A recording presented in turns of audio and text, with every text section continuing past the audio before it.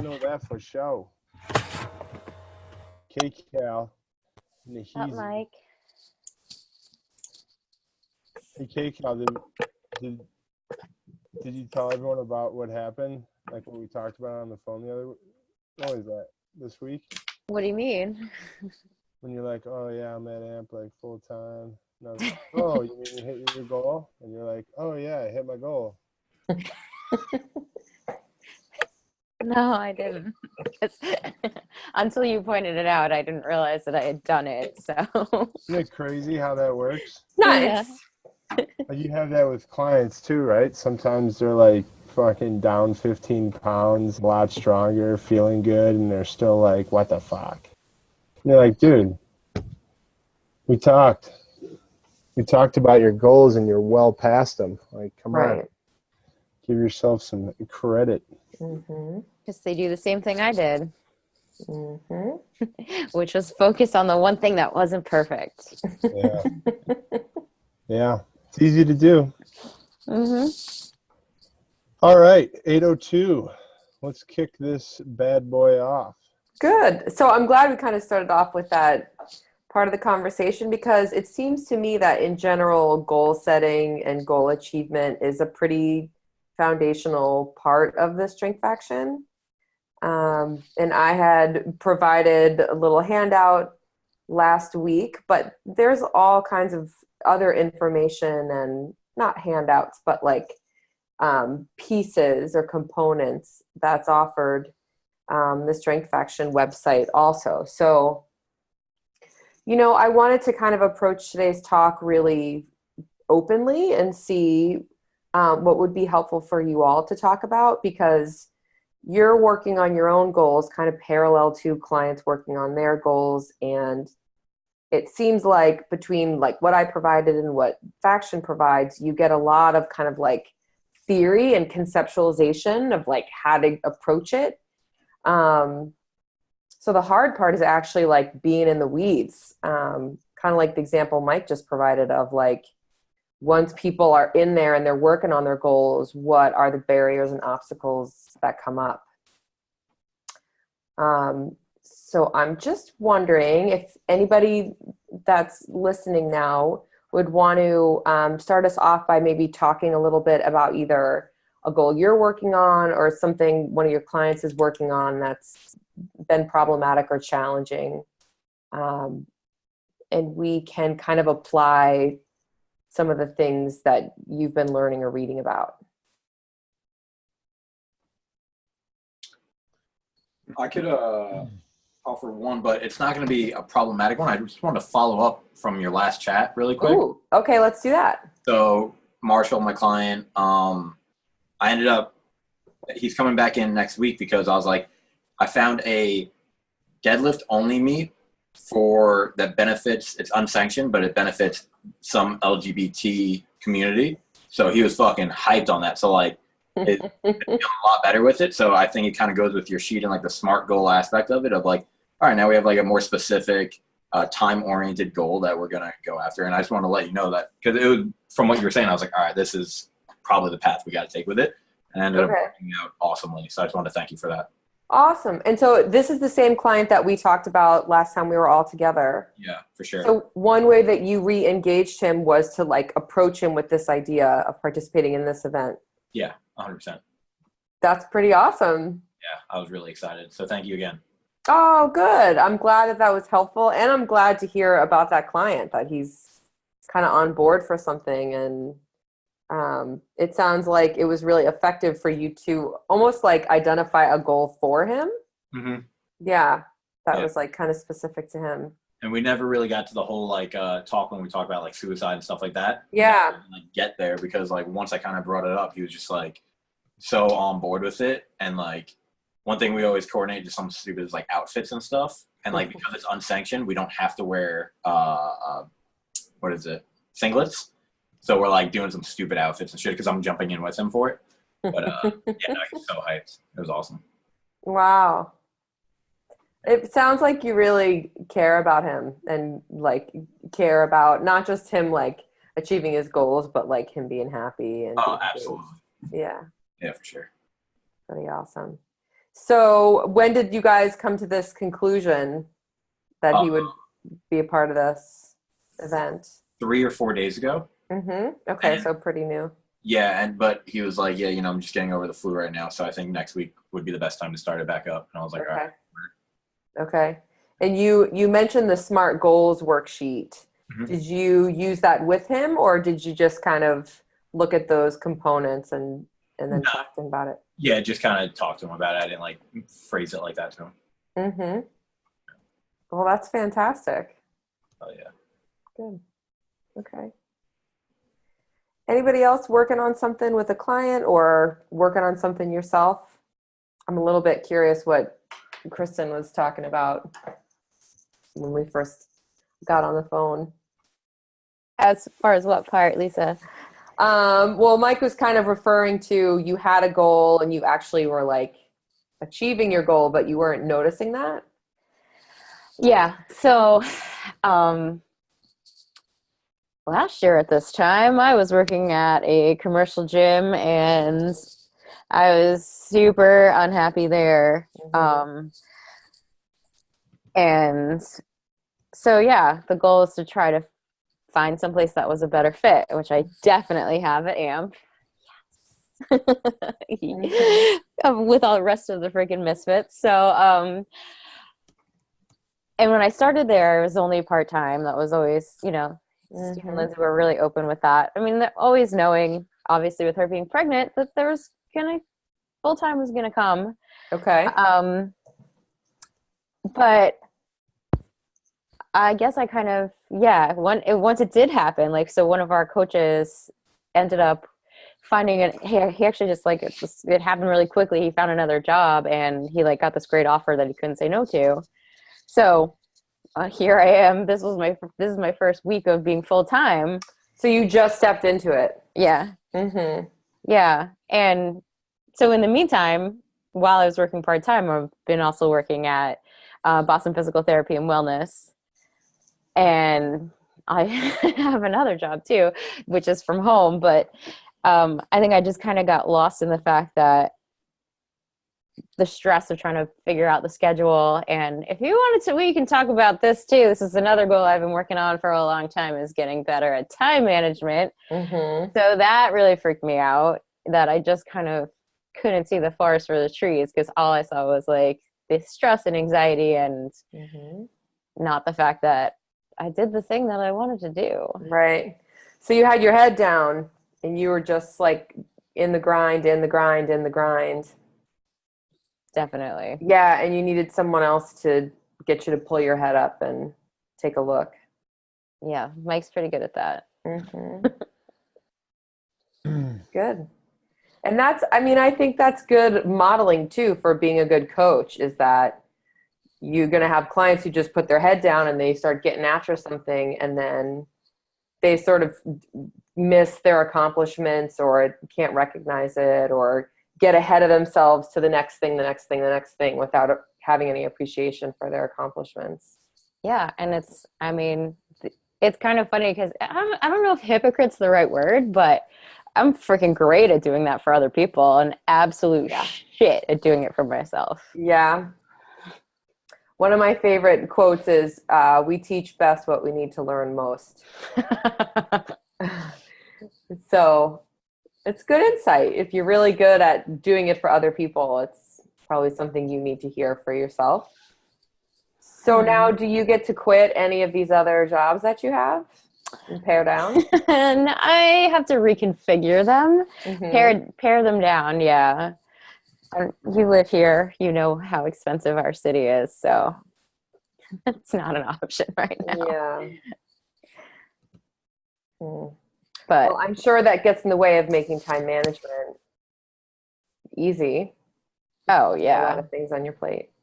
Definitely.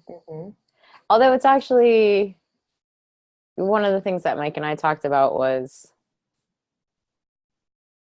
I was trying to accommodate everyone else's schedule and be like work like a morning and an evening at the clinic, but like that's not going to work. That's going to make me a crazy person. So saying the week goes to AMP and then on Saturday I'll go to the clinic, and if people can't make it work, they can't make it work. Wow, that's a lot of working. Yeah. Mhm. So it's 6 days of working, It'll be like 5.5. which Oh is my 6. There are 6 days in which you work. Yeah. Yeah. True. It's not forever, it's just for right now. Mm-hmm. Well, good. I'm glad to hear that you've accomplished a pretty serious goal. I think it takes a lot of bravery to up and leave like a safe, secure, full-time job and take a risk on a small business for part-time work in the hopes of it becoming full-time. Thank you. Yeah, it was pretty terrifying and 1,000% anxiety for a good 3 months. That was fun. Mm-hmm. Mm-hmm. Well, good. Okay. Anybody else out there listening who has got a goal they're working on or one with a client that they're trying to help with that would be helpful to talk about?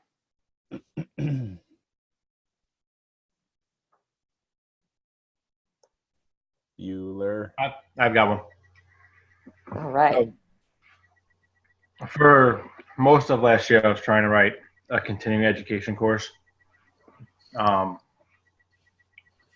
mostly based around anatomy. I feel like that's a lacking skill set that some trainers have, Okay. and it's just kind of it's evolved to a point where I like where my outline is, but I just haven't had the time or the push to sit down and actually get everything done for it. Mm-hmm. Okay. So you've got the structure there, like the bones of it are there. Yeah. Mm-hmm. So what do you think is the next step in the process?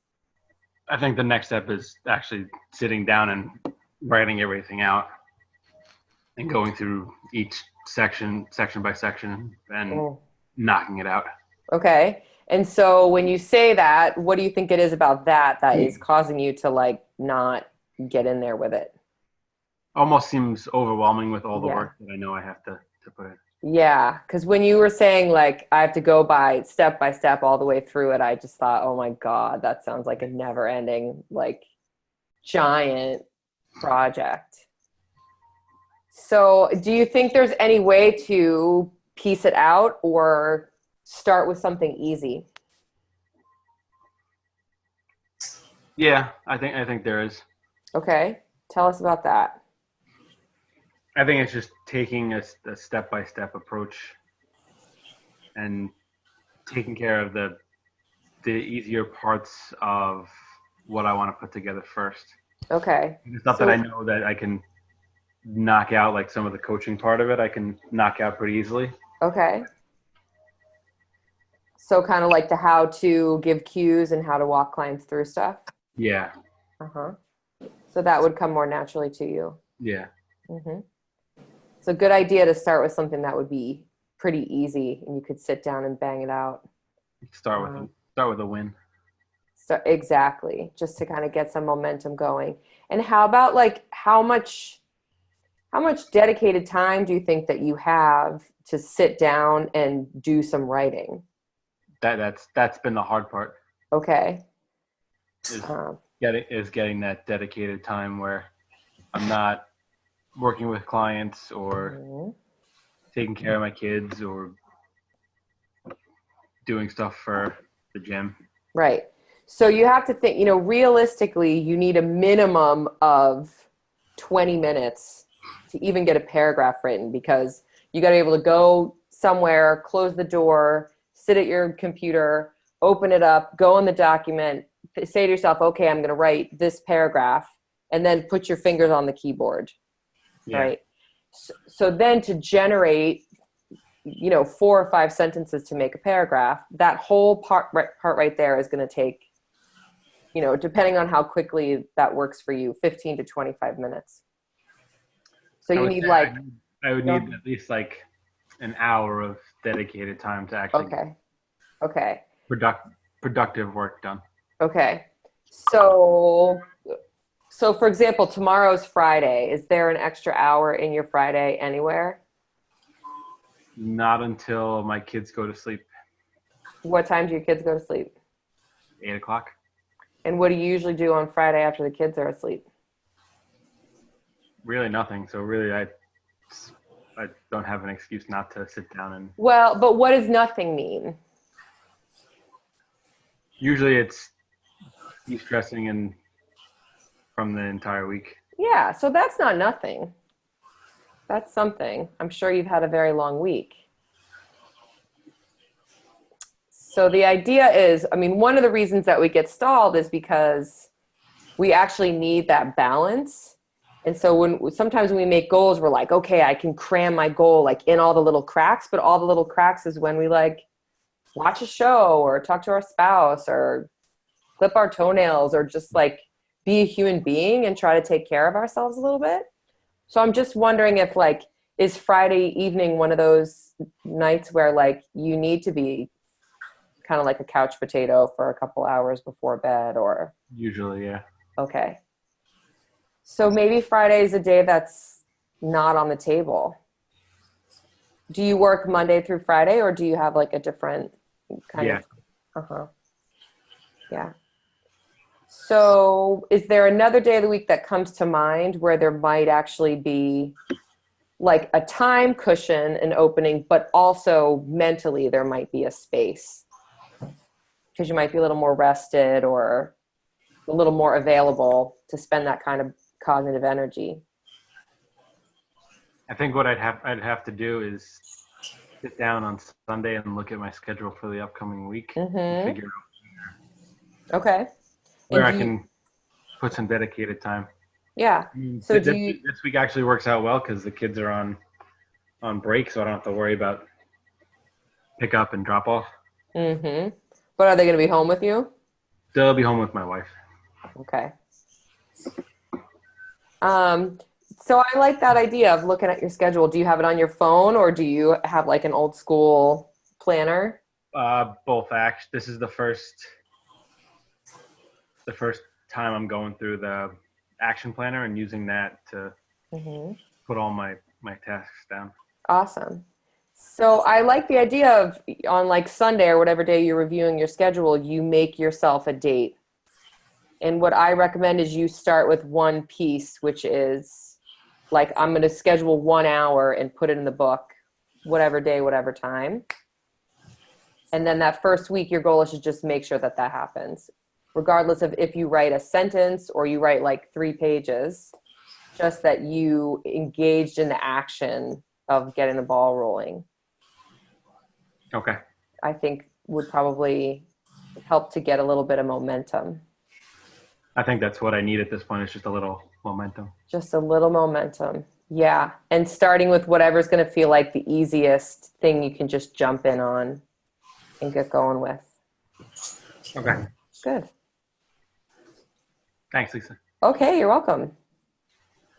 Who else is sitting out there and either has like a goal of their own that they're working on or want to work on, or has a client in mind that is having a hard time with a goal?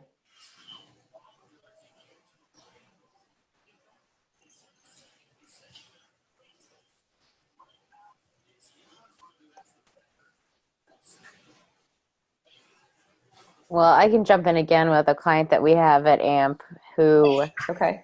she doesn't have one goal, which is the problem. She sets herself like 7 or 8 goals and then, of course, doesn't achieve any of them.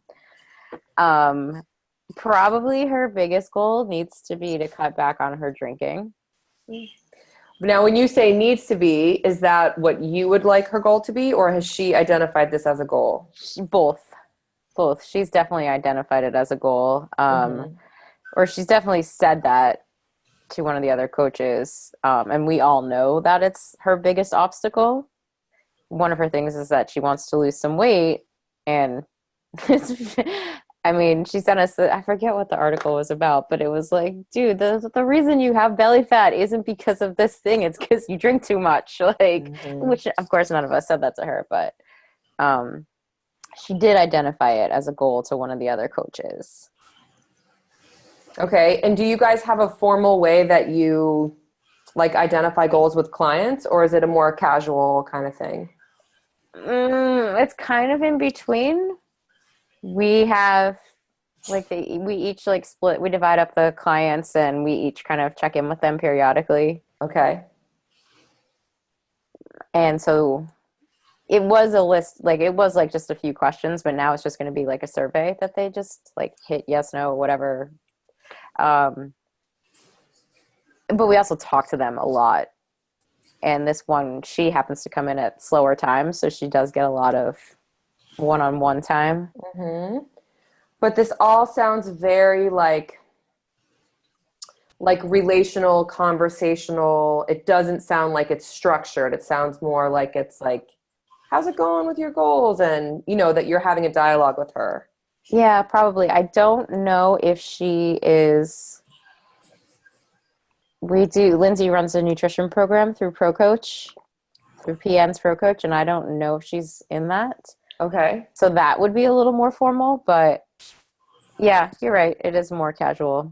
Which isn't necessarily a bad thing, but I think in terms of like somebody who's setting all of these goals, it just sounds like, what are we doing? Because nothing's written down or outlined. So for her in particular, it sounds like it must be very abstract and confusing what's going on with her. And then she's having different conversations with what, like 3 of you or 4 of you? Yeah, probably like 2 to 3 of us. Okay. Yeah, at different times. And there's probably some repetition in there, or there's probably at different times she's saying different things to different people. So I wonder what it would be like to kind of like give her a container or like put the goals in a container. Like what are we working on, and what does that look like? Like drinking less. What does drinking less look like? You know, like how many drinks is she drinking? How many days is she drinking? What does she think she's capable of drinking less? You know, like what does all that mean to her? Because like I want to drink less, and then just chatting about that a couple times a week. I mean, she could spend the next 2 years doing that and nothing's going to happen. Do you guys have any sense of how much she's drinking? I mean, I don't personally, but I know she's one day talked about like drinking like 2 bottles of champagne or like a bottle of champagne. So it ain't light. Right. And it's a lot. It's not like it's a weekend thing. Like part of the issue is that she doesn't have a job right now. So she has a little, too much free time. So I wonder with her, I think this goal in particular is like an example. I think you could do this with all of the goals, but is there a way to kind of like hit the pause button or somehow have a sit down with her and say, me and the other coaches have noticed that you had this goal. We really want to help you with this goal. Can we talk about it a little bit? Like, what do you want to do about that? Because it sounds like this thing that's really getting in the way of your progress, and we really want to help you be successful. And then you could even like bust out the worksheet. You know what I mean? Because there needs to be some like quantifying. Yeah, I think that would help her because just the type of personality she is. And I mean, everybody, like if it's too abstract, you don't know what you're working for. Yeah. Yeah. And it sounds like she enjoys like that process of communicating with the coaches and like talking about things she wants and ways she wants to grow. But she's all over the place. Yeah, definitely. And how long has she been around at AMP? I'm not really sure. I think longer than you. Yeah. Mm-hmm. Most people have been. And this is her MO. Yeah. So that must be frustrating for you guys. Yeah, because, we want to help her. And obviously, when you have the perspective to see what the issue is, but you can't, not you can't, but to say it in a way that you're not really, really going to offend somebody is hard. So is this a person who's easily put off? No, I don't think so, but I mean, that's a pretty delicate thing. But the good thing about alcohol is like that's an easy thing to quantify. Like, Yeah. how many drinks are you having? How many nights a week are you drinking?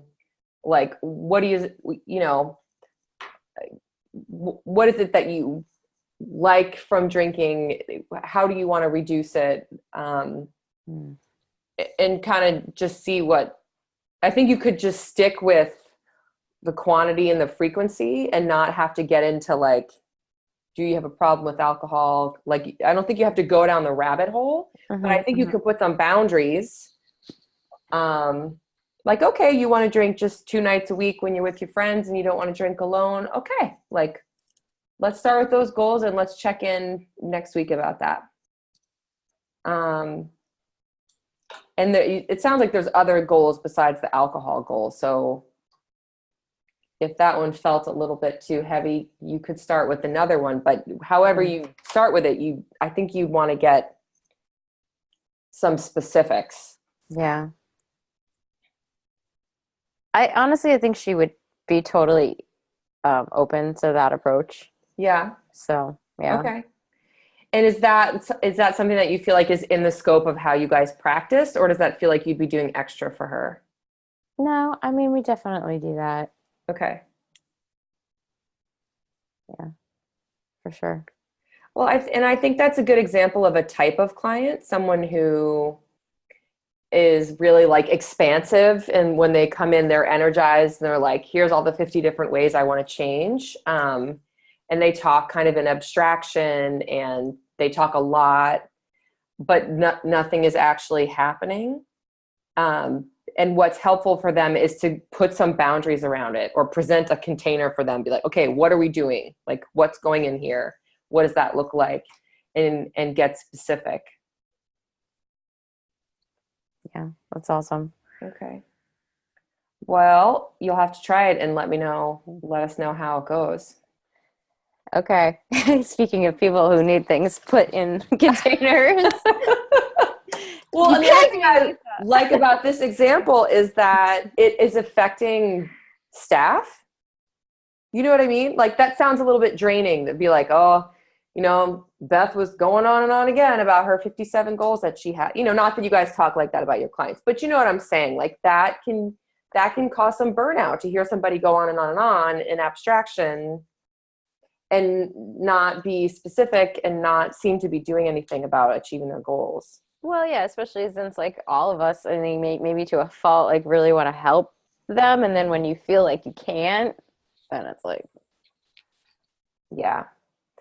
Yes. And I'm glad you're bringing up that point, because the theory of goal setting essentially asserts that human beings are animals that are goal directed, that we are creatures who want to achieve and want to develop mastery in different areas of our life. But I think that trainers and coaches have that like even more.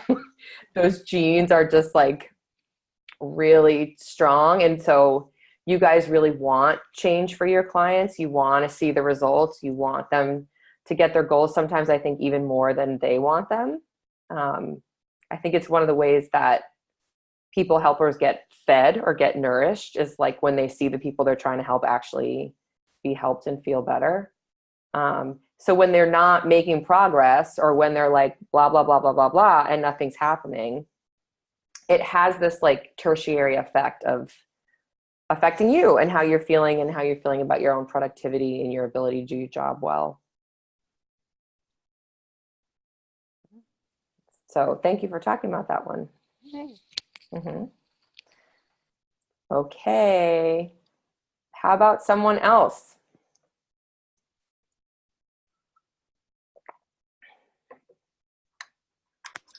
So I have a client over 65 whose bigger one was more just quality of living and just, I mean, things from getting up and off the floor to getting moving and grocery shopping. And so he's been progressing well with that. But when it comes to the goal being like a tangible, like whether it's weight loss goal, he sort of looks to the point of well, I'm not at so-and-so. So let's say the number's 215. He's just like, well, I haven't passed that 215 mark. And so in that way, so I don't know if others have gone through this where even though their goal is to be within a certain number of, say, a 205, because they haven't passed the 215, they're not doing so bad. And so it's definitely tough to really get him in that driven way, because the repercussions aren't quite as much of, okay, well, it still hasn't happened, so the stuff that I'm doing might not be as detrimental as I think. Do you know what I mean, Lisa? Are you is this a guy that wants to lose weight or gain weight? You know, he wants to lose weight, but the Okay. fact that he hasn't passed a certain weight to him is just like, okay, but I can keep up within my habits. Oh, so in other words, like I don't have to try harder because my weight's in check? Correct. Or it's not quite, yeah. So what is his goal? So it's first and foremost being over 65 is just quality of living, but then to really try to extend his years through quality of eating, and through that, I mean, his wife's a traditional Italian cook, so everything's like he talks about the temptations going on. Mm-hmm. And how he just sort of indulges, and I try to talk about things that you've talked about in the past, like what type of emotion does that bring, like why are you eating like that? And he's just like, I have a problem. I mean, so when Kristen was talking about within drinking, it sort of rang a bell within eating and just how he feels. Mm-hmm. Okay. So I like that goal, quality of life, but that's a big, like global overarching goal. It's not in the weeds. So even though he can keep that as his overarching goal, I wonder if there's what else is in there, like in the goal onion, because there's probably a layer down in there that he would be motivated to engage in, because it sounds like he's dissatisfied with some of his eating habits. Right. And he understands it, but he'll say many times he has a problem because whether it's licorice being so delicious or the apple pie or like things like that. He's a golfer as well. So like that is a goal to get better at golf, but it tends to be when he comes in, the more we talk about within just his choices. His choices around what he eats. Around food, yeah. And so what is he disappointed about, or what does he want to be different? Because I would say as far as he's been able to really up his activity since starting training with me, it would be to not feel like when our training finishes up, like over the weekend, that he doesn't revert back to, okay, 3 to 5 beers and so amount of pizza and wings. Mm-hmm. So in other words, he feels like he gets off track on the weekends? Yes. Okay. And he feels like he has too many calories on the weekends? Yes. Mm-hmm. So that sounds like an opening to me. So when he's presenting, because if you keep it global, he's like, well, overall, like I'm not too heavy, so I can keep doing what I'm doing. Right. But then he's coming in and he's describing dissatisfaction, like he's unhappy that he had 5 beers and 10 wings or whatever it is. Right. So that's your opening. So what I would recommend doing is go into the opening and get in the weeds. Like, okay, so even though you said like you're kind of okay because you're not over 215 pounds, you also sound like you're not feeling this whole thing that's happened on the weekends. What do you want to be different next Saturday when there's pizza and wings and beer? How many did you have that Saturday? How many do you want to have next Saturday? And see if you can get numbers. Okay. See if you can get like, I want to stop eating once I'm full and I don't want to continue after that. Or, I really like wings, so maybe I'll have wings and not pizza. And not that he needs to do that, but it's like a starting point. Because it sounds like for him, when you keep it big, he kind of resists and says but I'm okay overall. So getting specific, I think also helps the client to kind of think about like, what exactly is it that I want? Because there's this discrepancy. Like on the one hand, he's saying, I'm fine, this is okay, this is the behavior I want to continue to engage in. But then on the other hand, he's saying, I don't like this behavior. So you can sort of highlight the discrepancy by saying like, oh, on the one hand, you're saying you're fine with your weight, but on the other hand, you're saying you had too much pizza and wings. What do you want to do different next time? Okay. And go into it. And then whatever happens next is the data. So if he comes back next weekend and says like, I got to Friday and I said F it, and I just did all the same behaviors. What do you think about that? Sounded like you want to do something different. And you can then, what happened? How does he feel about that? Does he want to tweak his goal? Or if he was like, I tried really hard and X, Y, and Z happened, then that gives you another kind of vein to go down another direction. Okay. To talk about. Well, and also like he might go off the rails on the weekend because he thinks he's being like good during the week. Right. So just even having the conversation might just put it on his radar, like, oh, it's Saturday and we talked about Saturday.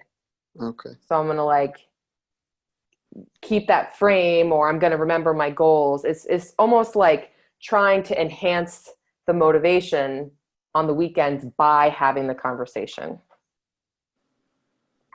Well, that makes sense. So not that the number of wings that he eats is ultimately that important, but it gives you something to like hang on to.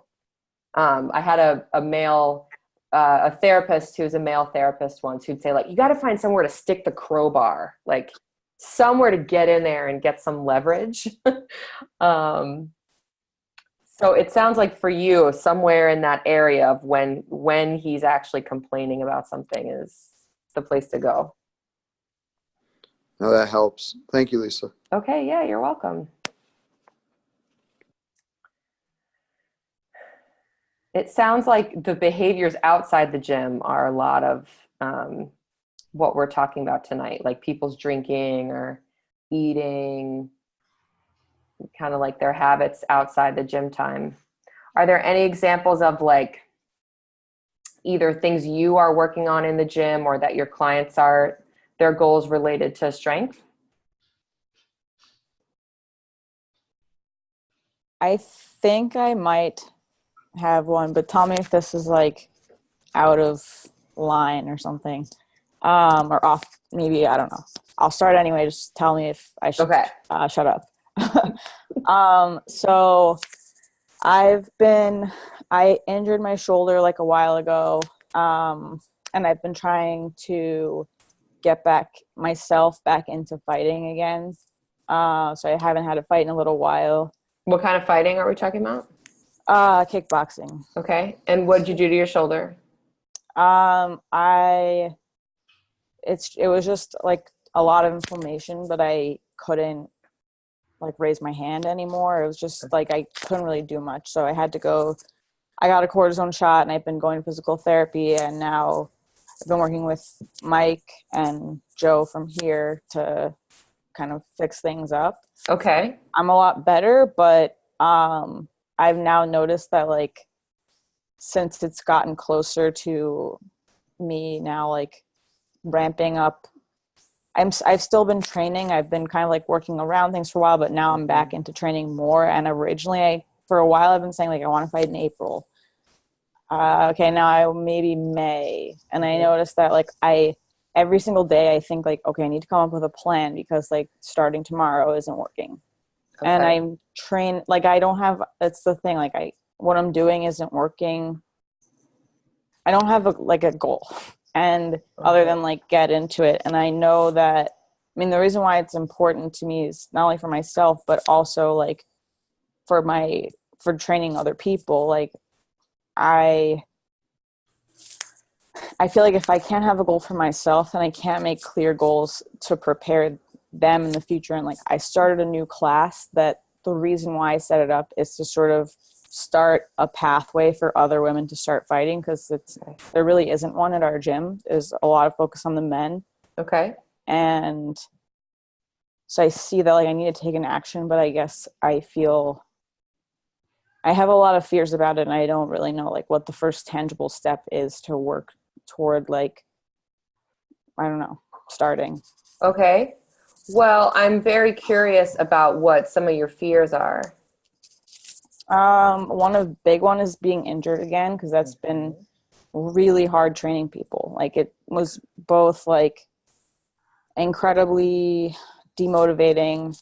Like, yeah, I thought of a lot of the ways to like work around things, but it was really challenging to like, you know, come up with new like I couldn't really hold pads, so like, and a lot of people want lessons for people to hold pads, and demonstrating things.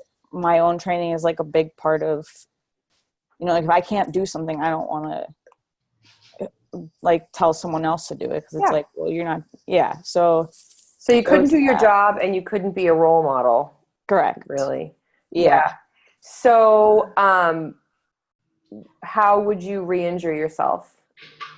What are the risks for how that could happen?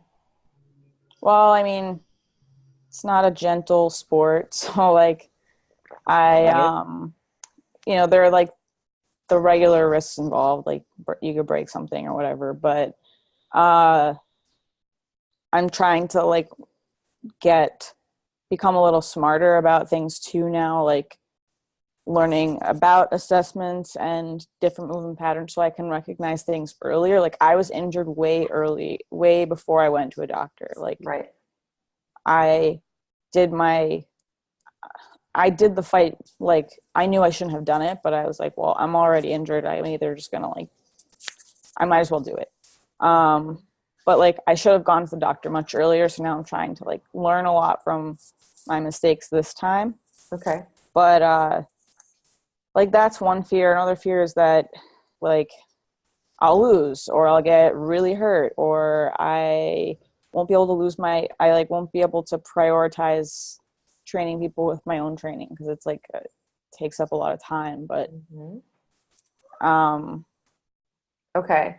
So have you been cleared by a doctor or a PT that you can fight? Yeah, so he said that right now everything looks good. There are a couple of things I still need to, like, everything's moving in the right direction. So if I could fight like tomorrow, no. But April, he said, is a possibility. And what would he need to see or not see in April that is going to give you guys the green light? Basically, a little more range of motion with certain things, and like, there's still a couple of places where I have some pain, or I'm much more vulnerable than I am, like, say, on my other side. Yeah. So like, for example, clinching is a big part of it, and I can't really clinch very well. Okay. Or it's like, I'll do it and then I'll have pain. So, but I asked my coach tonight, I was like, if I did, because there's a style without very much clinching at all. It's like, can I just do those rules? And his words were like, yeah, but you should do things the right way. And I was like, okay, well, yeah. Okay, so I'm hearing about hesitations or fears that are making it hard for you to like approach this goal. What are the reasons? Why do you want to do it? Besides like the professional aspect of it. I mean, I also just love doing it. You love it. I mean, I know that sounds ridiculous, but like, no, that's the most important part. I was wondering, like, is this a passion of yours? Yeah. Like, I was looking at pictures the other day. I was trying to find a picture to like post for this class that I started, and I was like, oh my God, I miss this so much. And like, I've been coaching, helping coach other people, but I was talking to my friend, and I said to her, she doesn't fight anymore. I was like, how did you know when you were done? And she's like, I just didn't want to do it anymore. I would be at fights and I wouldn't be jealous that I wasn't fighting. And she's like, you talk about it all the time. I dream about it all night. Like, I was like, well, how did you not have that anymore? She's like, because I was done fighting. I just don't, I like coaching. Okay. So you're not done. Right. And you want to do it. Yeah. Okay. So when I listen to it sounds like there are multiple achievements that need to happen before you're ready to fight. And that is improvement in your range of motion, less pain or maybe no pain, the ability to clench, and probably some other things as well. Yeah. So what I would recommend is stop looking at the end of the beam. So like in gymnastics, if you're on the balance beam, you look at the end of the beam all the time. You're always focused on the end. Yeah. But you thinking about the end is causing you to feel fearful. Right. Because you're feeling like, oh my God, I'm not ready. In this moment, are you ready to fight? No. But your goal is to become ready to fight. So it's almost like you're going to shorten your focus to things that do not evoke feelings of fear. Okay. So whatever your either like PT exercises that you're supposed to be doing every day or So being really compliant with those things, those are your goals right now.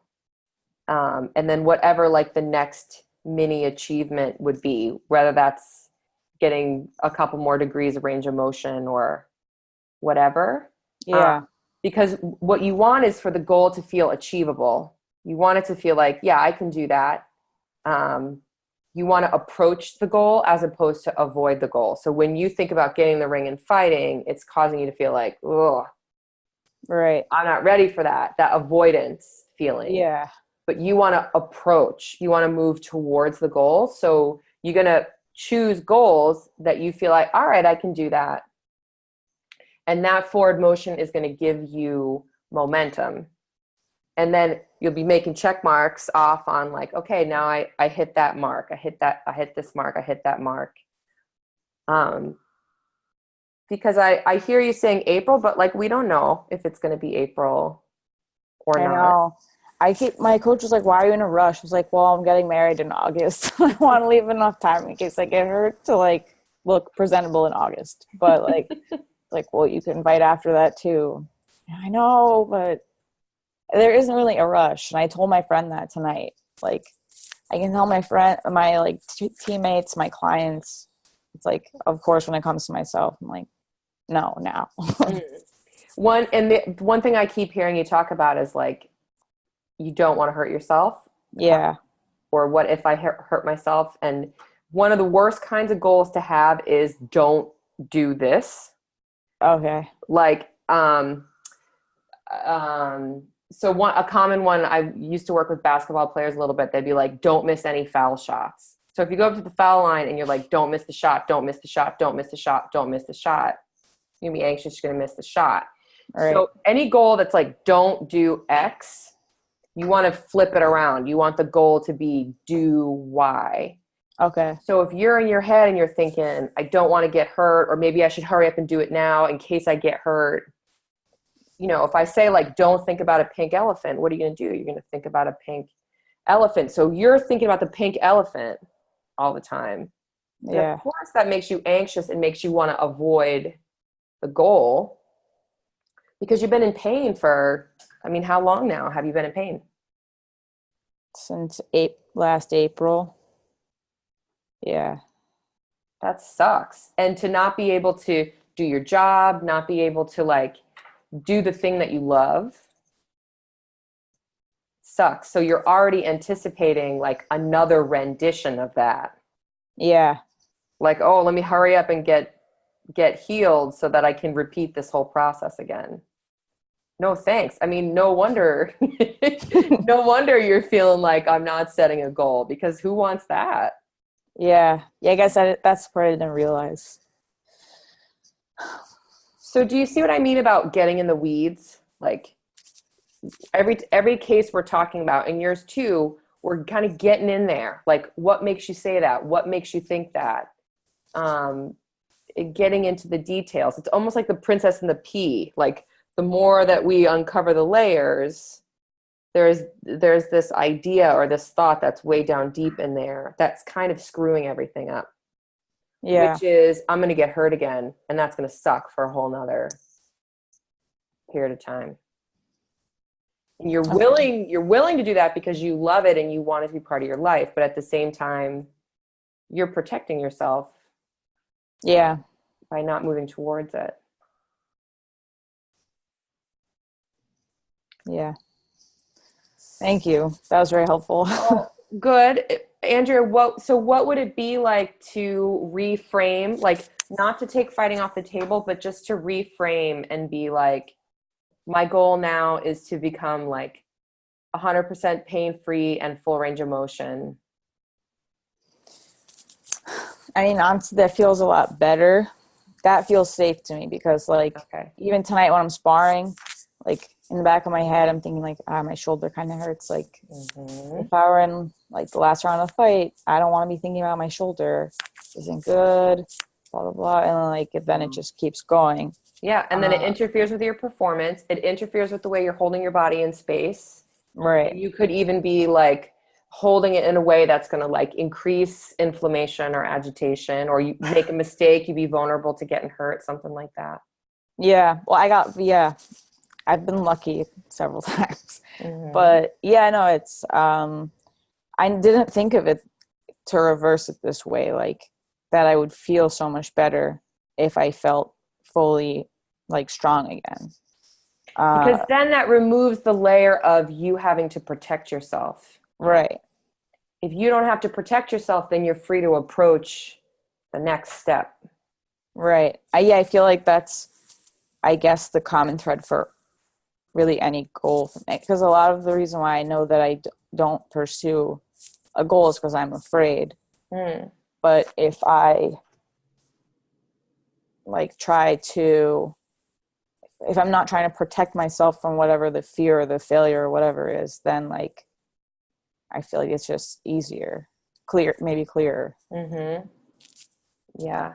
And it sounds like because you're getting treatment and you've been working on this, there are very clear steps and milestones like range of motion and no pain that you'll be able to know and see and feel.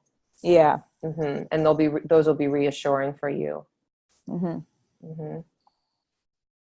Well, I'm so glad you talked about that, because it's not just about like, why aren't I doing this goal? There's a lot more to it than that. And also this has to do with recovering from an injury, not just physically, but psychologically. Yeah. Takes up a lot of time. Yeah. So you're saying like it's renting a lot of space in your head. Yeah. Yeah. Like all the time. I guess I'm used to it now, so I don't realize it. But I mean, I injured it training for my, like right before my first fight. I knew something was wrong. Then I worried about it for the second fight. I did it anyway and finally went to the doctor. But it's been it's been a long time. I guess I haven't realized that it's like just become second nature to think about it. Because you said before your first fight you heard it. Yeah, like I just felt a little like something was a little off, and then like a lot of it I just thought was, I don't know, not much, and then eventually I realized like, oh no, there's like an actual issue here. But I waited way too long. So your entire experience as a fighter has been with shoulder pain? In this period of my life or career or whatever you want to say. Yeah. The past like at least year. Or the past year. So what do you think it would be like if it wasn't there? That would be awesome. So maybe that's the goal. Yeah, like then that makes me excited, and I feel like that's when I feel motivated. Like when I have a really good sparring session or a really good time with day with my coach, like yes, but when I don't feel good, it's like whatever you can do, just like keep going. Yeah. So maybe that's the new goal. Yeah. Because that energy, like you feeling good about that's going to have all these cascading effects. Yeah. You're going to like continue your compliance. You're going to keep doing all your PT stuff. The inflammation is going to continue to go down. Range of motion is going to improve, so that's going to help you. It's not that fighting is not the goal anymore. It's just farther down the road. Yeah. And you're working on what's right in front of you right now. Yeah, it's so much. Okay, yeah, that's awesome. Thank you. Oh, good. I'm so glad you talked about that. Thanks. Well, you'll have to let us know. Yeah, definitely. Okay, good. We have like 4 minutes left, 5 minutes left. Is there anybody else who wants to jump in on their goal or their client's goal? Just in these last few minutes we have. Lisa, I have a question for you. Mm-hmm. I'm just kind of curious on what you might recommend, just on a day-to-day basis in having a session with a client. How much do you want to go back and talk about, if they're big goals, like do you want to bring them up on a session by session basis? Is it a weekly basis? Like, how much would you recommend just kind of rehashing those things and checking in on those things, on a workout by workout basis? Yep. So the two things that comes to mind is it depends on the goal and it depends on the client. Because for some clients, they can stay connected to why they're doing what they're doing and they can stay on track. And other clients either are experiencing frustration or loss of motivation or are shifting around to a different goal. So I think a lot of it depends on how on track the client is. Do you have a particular someone in mind? Not really. I'm just, just from a procedural standpoint, from my own point of view, I'm just kind of wondering how often I should be checking in. Yeah. Or, because in my mind, one of my big goals for my people is just for them to be consistent with their training and showing up on a regular basis. And I think that takes care of most of the things that people are trying to accomplish. So for me, that's what I often, as long as that piece is there, I feel kind of okay. But I just was curious if I should be checking in more specific, and if it seems like they're okay, then I'm not checking in on those things more often, but just, was curious what your thoughts are and how frequent I should be checking in on those things. I do think it's good to bring up or check in about goals because for a couple different reasons. One, like how we kind of started today's session, is sometimes clients can't see their own progress. Two, as the practitioner, you're kind of in this position where you can see them maybe more clearly than they can see themselves. And three, also from I don't know if I want to say customer service point of view, but as the person who's like providing the service, I do think you're communicating to the client, like, I want to know how this is going for you. Are you doing what you want to be doing? Like, are we accomplishing what you want to be accomplishing? So with my clients, typically when I'm talking with them for psychotherapy, even if I'm just giving it like 30, 45 seconds at the end of a session, I'm saying something like, what was today's session like for you? Are we talking about the things you want to be talking about? Are we moving in the right direction? Some people I'm spending way more time talking about the treatment plan if it feels like we're not on the right track. But I do think it's good to, even if it's like a mini check-in, to be connected to, do they understand, like, they're coming here, they're making an effort, they're putting in work, they're moving towards something, like, are we still connected to that? Or are we just like going through the motions? Okay. Yeah, I kind of like that. Are we moving in the right direction? That's a good one. Mm-hmm. Yeah. And it does allow you some feedback too, because you can get somebody saying like, oh yeah, this is awesome, or, oh, I don't know. So you kind of can like take the temperature real quick too. Yeah. Yeah, that's a good question. Cool. Thank you. Thanks, Kirk. Okay. 9:59. I love today's conversation. I really love just to be able to talk to you guys about what's happening in your life with you and your clients and just get in the weeds. So thank you so much for sharing about your own stuff and your client's stuff. And hopefully see you guys again in a couple weeks to talk about the next thing. Thank you, Lisa. Thank you, Lisa. Okay. Thanks. Good night, everybody. Thanks, Lisa. Bye. Thank you. Good talk, guys. Oh, she's Thanks. the She's best. great. Tommy, why don't you talk about your sock problem, dude? Well, it's not a goal, so it doesn't seem relevant tonight. I thought you had a goal of getting 200 socks. That's a goal, my friend. I just kind of threw that out there, but that comes after making it to the fitness summit, and then once that's the reality and I have more money, then yeah, make it happen. Everyone's going to Well- send you a pair of socks. I would not say no to that. You may get some from Michelle anonymously. I'd have to somehow figure out his address. That was it just so happened. I figured it out. You've set a lot in motion there, Michelle. I've left a legacy. I didn't realize I was as special as I am. And I'm uncovering so many things about me now that I've, I don't know. I really just don't know. Strength Faction has done some really weird things in my life. It's a pretty good way to sum it up so far, in my mind. Mike, that's our new tagline right there. Weird as fuck. Strength Faction has done some really weird things in my life. You can quote me on that. It pretty much has. I mean, I've sent beer and cookies. I got a friend to send leggings. I mean, a lot of weird stuff. That's Wait until the first sleepover. With whom? The whole group. We're gonna do a summit. so you In my apartment, there's not enough room for you guys here. Make it fit. Not really. we were talking about this last year. Is it actually going to happen? Maybe. You're so coy. We actually haven't talked about it in a long time, but it's still on the docket. Probably not in the near future. We have to buy a house first. You can fit like 20 people very, very snugly at my dad's cabin. Noted. Very snugly. Noted. On that note, I gotta hit the rack, guys. I got an early morning. It's right next to the mountain. We can all go skiing and snowboarding. It's true. I like that.